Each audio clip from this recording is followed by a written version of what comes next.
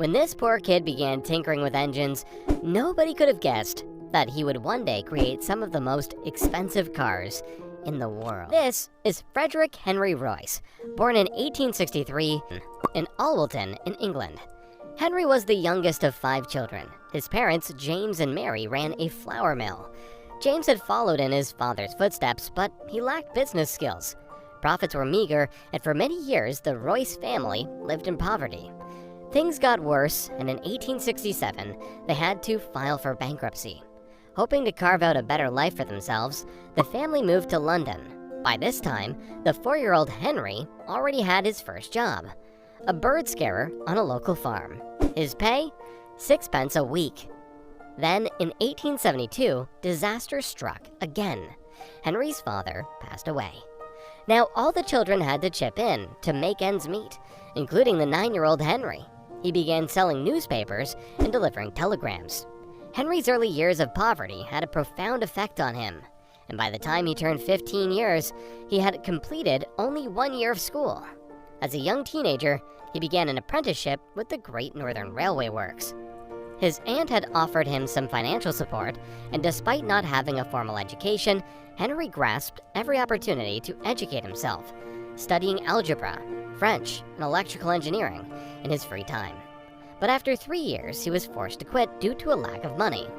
After quitting his apprenticeship, Henry briefly worked at a tool-making company in Leeds, and then for the Electric Light and Power Company in London.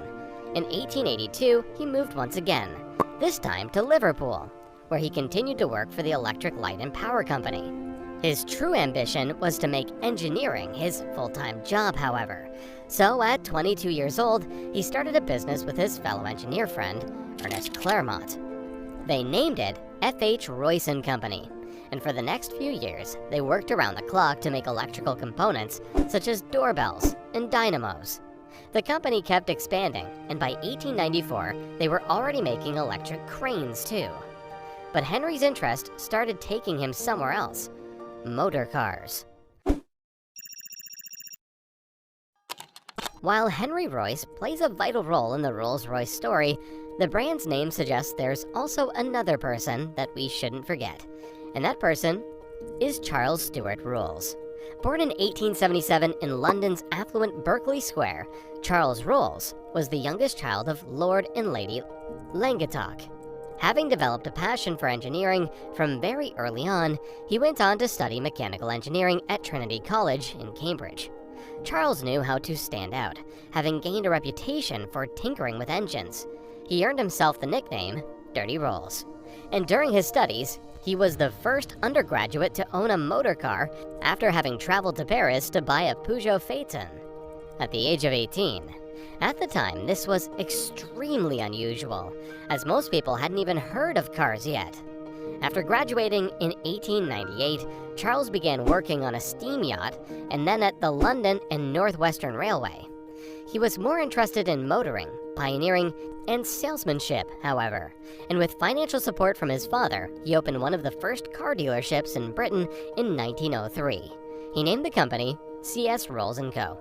And for the next couple of years, he dedicated himself to importing and selling Peugeot and Minerva cars. Business was booming, and Charles used the money to fund his sporting activities. Besides being an avid motorist pioneer and racer, he was also an eager aviator. And as you can guess, both of these hobbies are anything but cheap. Unfortunately for Charles, however, his lifelong passion would eventually cost him more than just his money. When running his company, F.H. Royce & Company, Henry became increasingly interested in motor cars. In 1901, he decided to improve a second-hand 2-cylinder DeCalville car that he had bought, but he wanted more, and so he decided to build a car on his own. Henry had an instinctive desire for perfection, and having found construction faults in the DeCalville, he vowed to do better. By the end of 1903, he designed and built his first petrol engine, and by the next year, he drove his first Royce 10-horsepower motor car into town. By now, 2 decades had passed since Henry set up the company. His first car was a success, and so he set out to create another one, and another. Of the 3 cars that he had built, he gave one of his business partners, Ernest Claremont, and the other he sold to one of their shareholders, Henry Edmunds. And it was this Henry Edmunds who would eventually arrange the meeting between Rolls and Royce. Henry Edmunds was a shareholder in Royce's company and a friend of Rolls. After having bought one of Royce's cars, he began boasting to Rolls about it. At the time, Rolls was frustrated with only being able to sell foreign imports in his company, so Edmunds arranged a meeting. Little did Edmunds know that the meeting would change the future of motoring forever. While Rolls had always preferred 3- and 4-cylinder cars, Royce's 2-cylinder vehicle made a big impression on him. Within minutes of seeing it, he knew he had found what he was looking for. He took the motor car for a drive and agreed on the spot to sell as many motor cars as Royce could build. The two men made an unusual duo. There was not only a massive age gap, but also a class and education gap. For starters, Royce was 41 years old, while Rolls was only 26. The young Rolls had enjoyed a fancy education at the prestigious Trinity College, whereas Royce's skills were largely self-taught. And while Rolls had spent his young adult years racing around in his fancy cars, Royce had been working hard to make ends meet. Would they be able to see eye to eye? While Henry Royce and Charles Rolls were two very different people, they also made a great duo. And the massive success with the cars led to the creation of the Rolls-Royce Company in 1906. Then came the launch of the 6-cylinder Silver Ghost. Within a year, it was hailed as the best car in the world. Impressive! But for this, they also had Charles's partner to thank. Creating a brand requires vision. So while Henry and Charles were busy building and selling motor cars, it was Charles's partner, Claude Johnson, who took on the role of managing director. He knew it was vital to expand the company's reputation, and the publicity genius that he was, he orchestrated a series of stunts to promote the quietness and reliability of Rolls-Royce motor cars. One of his early adverts for the 40 to 50 horsepower motor car promoted it as the 6-cylinder Rolls-Royce. Not one of the best, but the best car in the world. With that ad, Claude introduced the phase that would forever be associated with Rolls-Royce. It was incredibly effective. It demonstrated Rolls-Royce's superior performance, and it created a global demand for their world-class engineering. And Claude was so integral to the company's success that he became known as the hyphen in Rolls-Royce. Of course, marketing alone will get you only so far, and both Henry and Charles dedicated themselves to delivering the best quality possible. But it was especially Henry who had a knack for pushing himself to the limit when it came to work. Henry was renowned as a hard worker who never ate properly. Unfortunately, these habits severely affected his health. But surprisingly, he would end up outliving his business partner, Charles, by a couple of decades. Over the years, daredevil Charles's interest in aviation kept growing. He even tried to persuade Henry to develop a design for an aero engine, but Henry refused. To continue living out his aviation dreams, Charles bought a Wright Flyer aircraft, with which he made over 200 flights. In 1910, he became the first person to make a non-stop double flight across the English Channel. But just 1 month later, everything changed. During a flying display at Bournemouth, Charles was killed in an air crash. He was only 32 years old.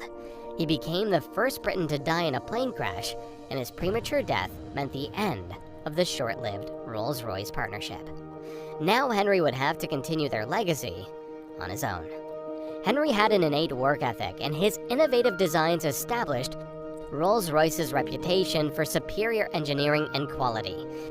He uncompromisingly persuaded his basic principle of establishing the best design with both the finest materials and the highest levels of craftsmanship. To put it in his own words, strive for perfection in everything you do. Take the best that exists and make it better. When it does not exist, design it. During the First World War, the company expanded into manufacturing something Charles had once requested: aero engines. And during the next couple of decades, the company did extremely well. Unfortunately, Henry kept struggling with his health. And in 1993, he succumbed to digestive tract problems. His death had been brought on by his early years of poor nutrition and a lifetime of overwork. He had spent much of the last years of his life as a semi-invalid, but that didn't stop him from working, though. His never-failing enthusiasm and dedication to engineering prevailed, and he continued to work until the very last moment. Literally, his last sketch was made from his deathbed a few hours before he died. He was 70 years old. Rolls-Royce has remained a famous name in engineering. A Rolls-Royce is one of the most successful luxury cars that money can buy. And with over 130 dealerships spread over 40 countries, the brand is known far beyond Great Britain. Currently, Rolls-Royce is owned by BMW, and the brand is still primarily known for producing some of the most expensive cars in the world, such as the Rolls-Royce Cullinan, Ghost, Phantom, Wraith, and Dawn.